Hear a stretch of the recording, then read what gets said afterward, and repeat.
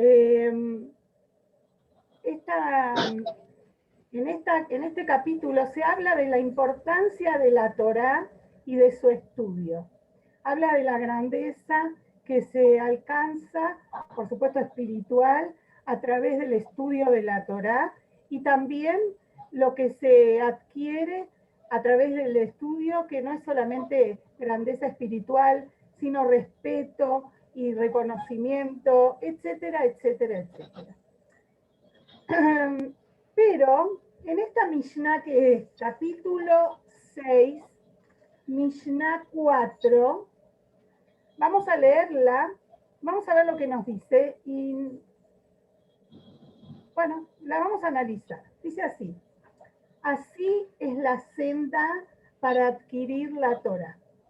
Come pan con sal, toma agua en poca cantidad, duerme sobre el piso y vive una vida de privaciones esforzándote en la Torá. Si así haces, dichoso eres y bien será contigo. Dichoso eres en este mundo y bien será contigo en el mundo por venir. ¿Qué nos dice acá? La Torá, el Pirkei Avot nos dice así, que aparentemente de lo que nosotros entendemos acá, la persona que se dedica al estudio de la Torá tiene que vivir una vida de privaciones, de pobreza, tiene que comer solamente pan con sal, poco sal, ¿no? Porque no es tan sano. Es una manera de decir, ¿no? Porque uno pone un poquito de sal. Como que es todo muy austero, más que austero, digamos. Es pobreza, ¿sí? Dormir en el piso y vivir una vida de privaciones. Así dice la Mishnah. Entonces, no se entiende mucho, porque aparentemente esto se contradice con otra Mishnah que estudiamos nosotras hace tiempo, que está en el capítulo 4 del Pirkei Avot, que dice así: quien quiera cumple la Torá en la pobreza, finalmente la cumplirá en la riqueza. O sea, la Mishnah nos promete que la persona que se va a esforzar en el estudio de la Torá y en el cumplimiento de sus mitzvot, finalmente, si era muy pobre, va también a vivir en la riqueza.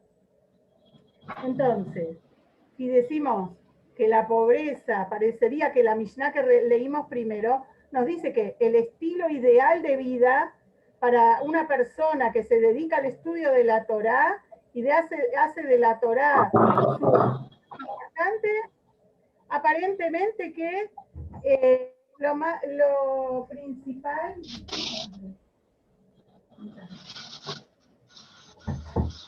En un servicio impresionante.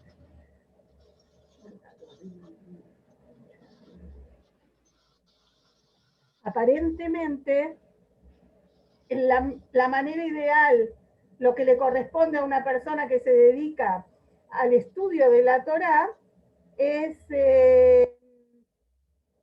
la pobreza. Entonces, ¿en qué quedamos? Bueno, hay un midrash que dice que la Torá fue entregada solamente a los que consumieron maná, el man, ¿sí? A los consumidores de man.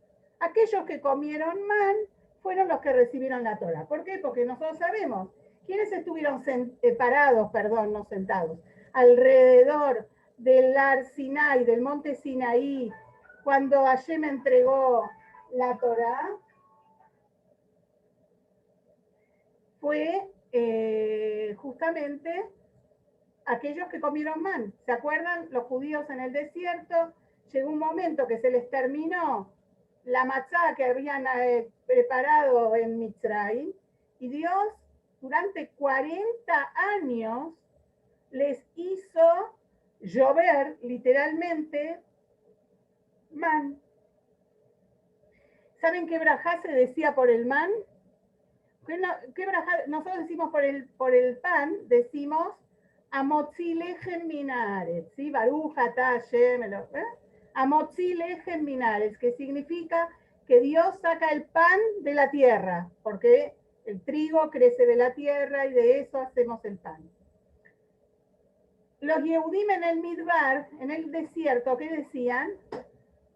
Cuando antes de comer el man, decían, Baruch atah Hashem Elokeinu melech haolam, amotzi lechem mina shamayim, que saca el pan del cielo. El man era el pan del cielo, caía del cielo. Bueno, era la comida ideal. Imagínate, no engordaba, cero engordar.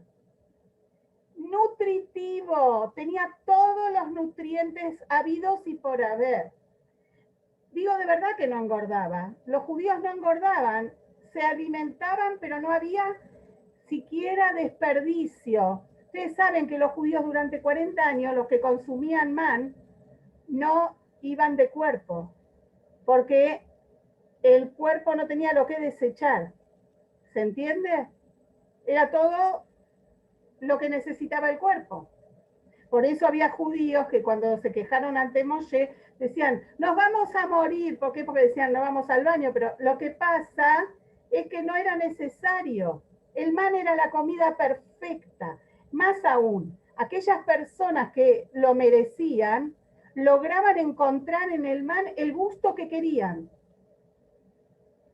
El gusto que ellos deseaban. Si en ese momento deseaban comer algo salado, un alimento especial, eso era lo que saboreaban. Si querían algo dulce, eso era lo que saboreaban. Era la comida ideal.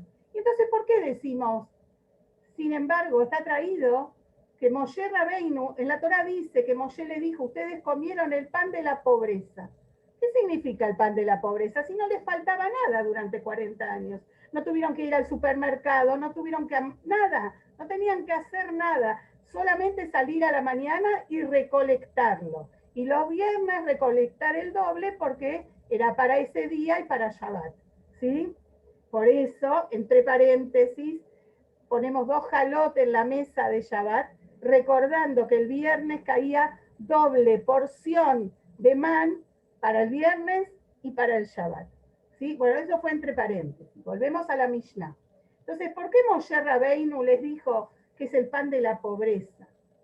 Porque por más que nunca dejó de caer, ni un día falló el sistema, no se cayó el sistema, no hubo demora, no nada, no era que ya todos los días a la misma hora caía el man y los Yehudim salían y cada uno tenía la porción para él y su familia exacto. El man, si alguien recolectaba de más, se le pudría. Lo que recolectaban exacto para cada persona, la medida, eso no lo alcanzaba para ese día. Nunca quedaba para el día siguiente. Y si bien durante 40 años todos los días cayó el man y no faltó ni una sola vez, el hecho de estar esperando que la comida llegue y que vos tenés la heladera vacía y las alacenas vacías, estás esperando que venga el delivery que te va a tocar el timbre y te va a traer las cosas, pero mientras tanto en tu casa no hay lo que comer. Y la cabeza de la persona piensa y dice, ¿qué pasa si no llega? ¿Y qué pasa si hoy no va a caer el man? Esa es una sensación de pobreza. ¿Entienden? Es la sensación, nunca le faltó nada, pero la sensación de pobreza. ¿Y por qué era así? Moshe Rabbeinu se los dijo. Esto es para que ustedes ahora, esto se lo dijo cuando se cumplieron los 40 años en el desierto, y los judíos estaban prontos para entrar a la tierra de Israel. Y les dijo, ustedes comieron el pan de la pobreza, durante 40 años no les faltó. Entonces tienen que saber, ahora van a ir a trabajar la tierra y ahora van a tener abundancia. Pero la sensación tiene que ser la misma. ¿Cuál? Que todo viene de Dios. No viene de que porque sos más inteligente, sos re piola, sabes hacer negocios y por eso te va bien, tenés lo que poner en la heladera y en la alacena. No te confundas. Es lo mismo que pasaba en el Midbar, en el desierto. Dios es el que te provee de todo y a Él se le debe agradecer. Ustedes saben, la primera parte del Birkat Hamazon es la compuso justamente ¿cómo se dice? El rezo de gracias después de la comida, lo compuso Moshe Rabbeinu, la primera parte, donde dice un hotel lejem lejol basar kile olam hasdo, que Dios le da pan a cada persona porque Él es porque su bondad es eterna, etcétera, etcétera. Eso es lo que Moshe les enseñó. Todo lo que tenemos, todo lo que recibimos no es por nuestro esfuerzo, sino porque Dios nos provee de todas nuestras necesidades. Y entonces, esto es lo que quiso decir el, el Midrash, cuando dice que la Torah fue otorgada solo para los consumidores de maná. ¿Qué significa? Que el desafío nuestro de hoy, que Baruch Hashem, esa vida extrema de pobreza, de que no hay lo que en la heladera, Hasbe Shalom y todo lo demás, prácticamente no existe. La persona tiene que seguir siendo consciente que todo lo que él tiene no es sino por la bondad divina que es el que se los da. O sea, hay que permanecer en esa actitud. ¿Qué significa entonces? El camino de la Torah, dice, ¿cuál es el Tahid Arkat Shel Torah? ¿Qué nos dice esta Mishnah? Este es el camino de la Torah. ¿Cuál es? No hay una contraindicación, una contradicción entre la Mishnah que estudiamos en el capítulo 4 y esta. No significa que la persona no puede ser rica o tener abundancia y entonces no va a poder estudiar Torah. Solo los que son muy pobres y tienen una vida muy dura, así se estudia Torah. No es lo que significa. No se trata de lo que uno posee, sino de la actitud de la persona. La actitud. Una persona puede ser muy rica, pero si tiene una actitud de pobreza, la pobreza del desierto, la pobreza del man, la de saber que cada cosa que él tiene no es porque él lo logró, porque es inteligente, porque es vivo, porque hace buenos negocios, porque tiene un patrón muy bueno que le pagan sueldo. No, no, no. No es eso. La realidad es que si la persona se mantiene en esa idea de los consumidores de man, que cada cosa que recibe es porque Hashem se lo da, entonces ese es el camino de la Torah. ¿Cuál es? Es la percepción de saber que todo viene de Él y agradecerle. Ahora miren qué interesante. En el año 1920, por los 20, no me acuerdo exactamente qué año, en Europa, más precisamente en la ciudad de Lublin, si no me equivoco debe ser Polonia, ¿verdad? En Lublin sucedió algo que fue, ¿cómo se dice? Algo que nunca había pasado, ahora no me sale la palabra, ¿no? Había un rabino muy famoso que se llamaba Rabbi Meir Shapiro de Lublin. Rabbi Meir Shapiro, o lo llamaban también el Maram de Lublin. Maram porque es Moreinu Arab Meir de Lublin. Su apellido era Shapira. Este rabino, que era un gran erudito de la Torá, además un tzadik, un hasid, una persona extremadamente bondadosa, decidió que llegó el momento de impedir, o mejor dicho, de lograr que se termine lo que era costumbre por cientos de años, que los muchachos que estudiaban en la yeshiva, ¿qué era la yeshiva? La yeshiva era el Beit HaMidrash que tenía en la ciudad o el pueblito, un lugar de una casa de estudios. Los que querían dedicarse al estudio de la Torah. Bueno, si sus parientes tenían dinero, los mantenían, por ahí, no sé, les daban ciertas comodidades. Pero en la mayoría de los muchachos, ¿cómo hacía para estudiar Torah? acudían allí, dormían en los bancos a la noche o en el piso. Comer, ¿cómo se comía? En Yiddish se llamaba teg. Las que saben Yiddish saben que teg quiere decir días. Tog es un día, muchos son teg. ¿Qué significa días? Cada muchacho digamos, adjudicaba una casa del pueblo por un cierto tiempo. Y él tenía que ir, que era la gente que se ofrecía a hacerlo, de voluntad. Él iba ahí a comer. Entonces tenían el TEG. El TEG era que hoy te toca ir a la casa de Nora, mañana te toca ir a la casa de Tere, o todo este mes vas a la casa de Clara, el mes que viene vas a la casa de Rosita, y así. Pero ¿qué pasaba? A veces las casas había lo que comer. A veces los dueños de casa ni ellos mismos tenían lo que comer. Entonces era muy sufrido esto, muy sufrido.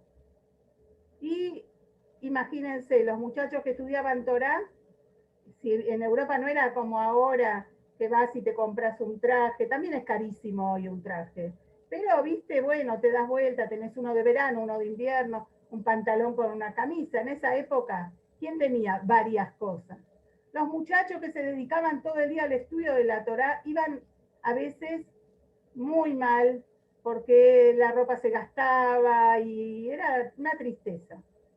Muchas veces los zapatos con agujeros. Entonces el Maram de Lublin, el Rabbi Meir Shapira de Lublin, decidió que esto no tiene por qué ser así. Llegó el momento de que los muchachos que dedican su vida al estudio de la Torah tienen que tener un lugar honrable, un lugar que los cobije, tienen que comer de manera correcta, nutritiva, tienen que tener ropa para vestir, zapatos para calzar. Y entonces él se propuso construir una yeshiva modelo. Y lo logró. Logró construir una yeshiva que se llamaba Jajmei Lublin. Y para esa época, ustedes piensen que era en 1920, una yeshiva de 6 pisos, con dormitorios, algo que nunca hubo, dormitorios, otra cosa que nunca había, calefacción, otra cosa más, agua corriente. Era lujoso, llamémoslo así, ¿no? Un edificio hermoso, con un Beit HaMidrash para que estudien, con un templo y con los dormitorios.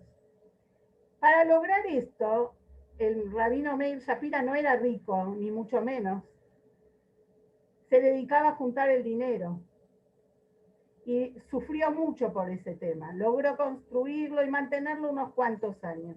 Lamentablemente él mismo falleció en 1933 y también por mucha mala sangre por las deudas adquiridas para mantener la yeshiva.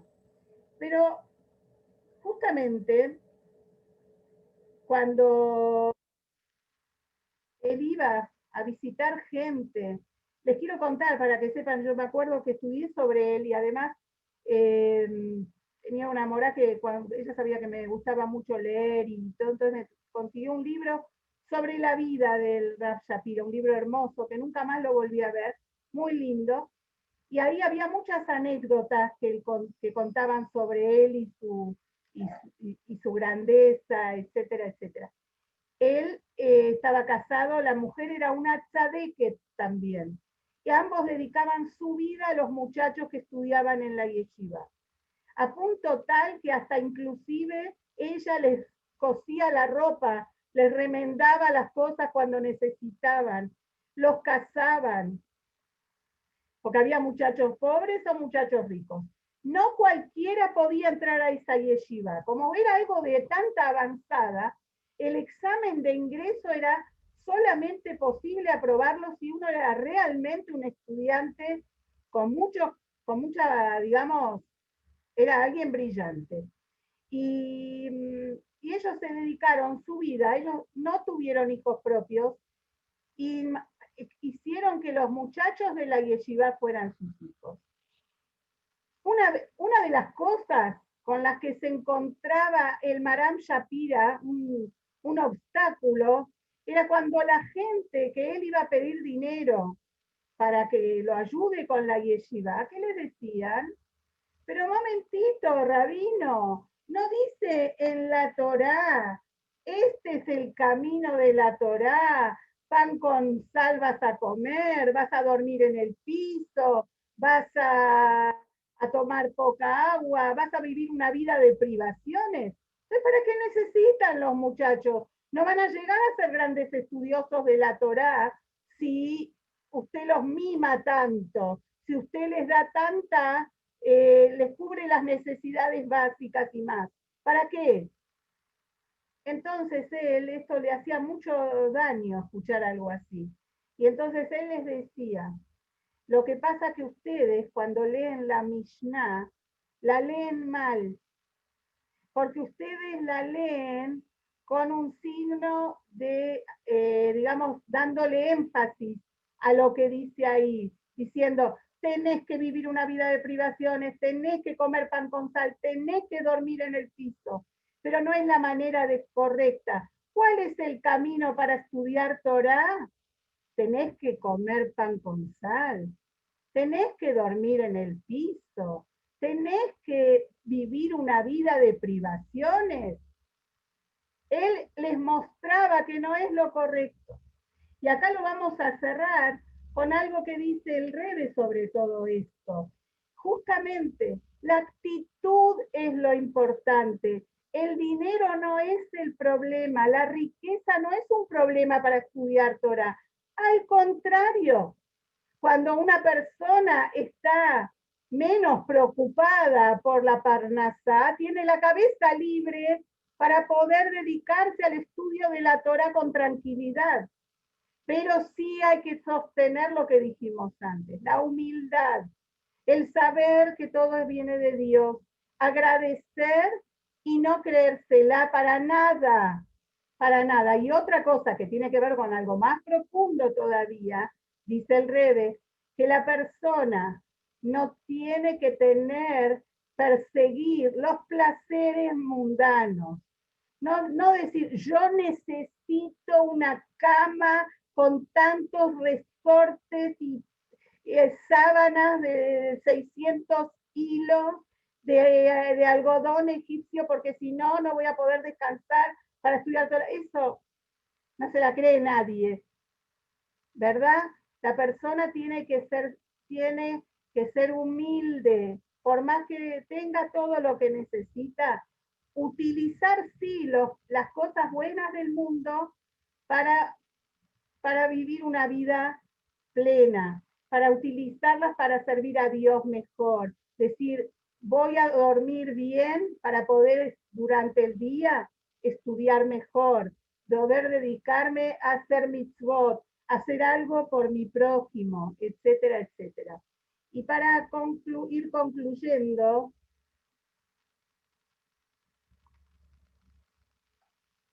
hoy me contaron una historia muy linda que tiene que ver con el famoso mentor de Chabad, conocido, que se llamaba Reb Mendel Futterfass. Reb Mendel Futterfass era un judío que vivía en Rusia, un hasid de Chabad, que en la época del comunismo era uno de los agentes más importantes del Rebbe anterior y después del Rebbe de nuestra generación, que se dedicó a difundir judaísmo a pesar de que estaba prohibido en Rusia. ¿Para qué? Para que no se apague la llama justamente del judaísmo. Él iba y fundaba escuelas clandestinas, iba y construía mikves, baños rituales, se fijaba que en cada lugar haya un shoyhet, se fijaba que en cada lugar nos falte lo que sea necesario. Y entre otras cosas muy interesantes que él hacía, arriesgando su vida, era falsificar documentos para que los judíos puedan escapar de Rusia. hasta que llegó el momento que las autoridades lo agarraron y lo llevaron a Siberia. 20 años. 20 años en campos de trabajo en Siberia. Y sin embargo, él en los campos, en los gulags, como les dicen, hay historias impresionantes que él contó, de aprendizaje que tuvo, de conocer gente especial y que todo le sirvió en su servicio a Dios. En una de esas veces, esta historia tiene que ver con esto, Reb Mendel estaba en su calabozo y estaba pensando, esta era una época en que estaba en calabozo, no en campo de trabajo, perdón. Y entonces estaba pensando, ¿qué puedo hacer en el calabozo? Libros para estudiar Torah no tenía. Podía pensar en las cosas que sabía, era un gran estudioso además, etcétera, etcétera. ¿Y qué mitzvot podía hacer? No tenía mitzvot. ¿Qué iba a hacer? Iba a, a darse de acá, no tenía plata. Iba a poner una mezuzá, no había. ¿Qué mitzvot podía hacer? Entonces él se concentró así, que él la mitzvah que va a tratar de cumplir siempre es amor al prójimo judío, Abat Israel. Se va a fijar de siempre estar pensando en otro Yehudi. Entonces, ¿qué hacía?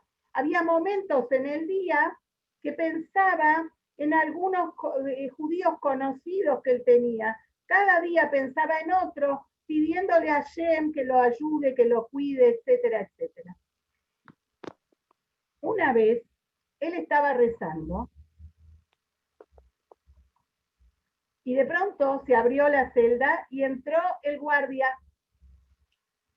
Entró el guardia y Jessie veo que está muy bien acompañada. Entró el guardia y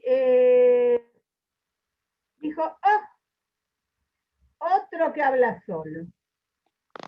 Cuando él escuchó eso, se dio cuenta que hay otro Yehudí en esa misma prisión, otro que reza. Entonces, dijo, a ver, ¿cómo puedo lograr comunicarme con esta persona para ver si puedo ayudarlo en algo, a este Yehudí? Entonces, como él tenía una buena relación con el guardia no era como el resto, todos los demás eran más sanguinarios, malvados, disfrutaban de castigarlo por judío. Este no, justamente le tenía mucho respeto porque era un rabino, etcétera, etcétera. Entonces, él le dijo, mira, viste que en cada celda, como se imaginan que no había ni siquiera un inodoro en la celda, había un agujero y ese agujero iba a una cloaca. Entonces, él le dijo al guardia, ¿te puedo pedir un favor? Bueno, decime, a ver, decile a ese que habla solo como yo, que a las 5 de la mañana se ponga el oído en el agujero, pobre, yo pienso en el olor, ¿no? Pero dijo, que ponga el oído en el agujero. Bueno, está bien. El otro pensó, este está loco, pero bueno, si me lo pide, ¿por qué no? A las 5 de la mañana, Reb Mendel fue al agujero y gritó, ¡hola! Y el hombre le contestó, ¡hola! Entonces le preguntó Reb Mendel, ¿estás bien? Seguramente hablaban en yiddish, ¿no? Entonces el hombre le contestó que sí, y que él estaba en la cárcel porque era un melamed, era un moré de Torah clandestino, y él lo que hacía era esto. Entonces Reb Mendel le preguntó, ¿te puedo ayudar en algo? ¿Necesitas algo? Porque esa era la mitzvah que él tenía, que se había prometido a cumplirla, de ayudar a otro yehudí. Entonces este Melamed le dijo, estoy tengo un tema. Como yo sabía que lo que hacía era muy riesgoso y en cualquier momento las autoridades me podían llevar preso, siempre andaba con un par de tefilín en mi bolsillo del saco. Todo el tiempo, de día y de noche, llevaba el par de tefilín por si me agarraba la policía, por lo menos iba a tener mis tefilín. Pero ¿qué pasó? Un día entré a mi casa y fui al baño. ¿Cómo va a entrar al baño con los tefilín? Se sacó los tefilín del bolsillo, los dejó en la mesa y entró al baño. Cuando salió, lamentablemente estaba ahí la KGB, la policía secreta, que lo vino a llevar preso. Y no tengo tefilín, le dijo este Melame. Entonces Redmond le dijo así: yo también siempre andaba, digamos, con los tefilín en el bolsillo de mi saco, por la misma razón que vos, solo que no llevaba un par, siempre llevaba dos. Entonces, el otro señor pensó, no sé si ustedes saben, los Hasidim de Chabad usan dos pares de tefilín. Unos que se llaman de Rashi, los sefaradín, muchos sefaradín también, colocan dos pares de tefilín. Cuando termina la tefilá, la última parte de la tefilá, se cambian el de la cabeza y ponen otro que se llama de Rabeinu Tam. Entonces el otro pensó, bueno, llevó los dos. Entonces Redmond le dijo, no, siempre llevaba dos. Uno para mí y otro por si otro Yehudí va a necesitar. Quédate tranquilo que te lo voy a mandar con el guardia. Entonces vemos que si Reb Mendel Futterfast en la cárcel podía hacer la mitzvah de amar al prójimo como a ti mismo, de pensar en otro en vez de pensar en uno mismo. Se imaginan que tenía bastante para pensar de tragedia y de sufrimiento propio Reb Mendel. Pero él se propuso otra cosa. Él se propuso cada día pensaba en otra persona, cada día pensaba en cómo podía ayudar, aunque sea con una tefilá, a otro Yehudi. Y cuando uno se corre de la propia desgracia y piensa en otro, el dolor propio se aliviana. Esto es lo que hay que hacer. Pensar en, es verdad, cada uno tiene su mochila, cada uno tiene su paquete. Y como decía mi Bobe, si Dios daría la posibilidad de agarrar los paquetes y a ver, porque a cada uno le parece que la mochila del otro es más liviana, pero en realidad mi Bobe decía, si todos pondrían los paquetes en el medio y volverían a elegir, cada uno elegiría la propia. Entonces, mejor pensar en el otro, dedicar un ratito del día a pensar en otro que quizás tenga un problema, que quizás necesita una palabra, o no, no importa, ofrecer la amistad, ofrecer algo lindo, una linda palabra, puede valer muchísimo para el otro. Así que bueno, no lo digo solo para ustedes, me lo estoy diciendo a mí también. Que podamos hacer muchas mitzvot, sobre todo de amor al prójimo, que esta mitzvah es la que va a traer al Mashiach ya. Un beso grande y que nos veamos siempre en alegría. Todo lo mejor, chicas. Nos vemos.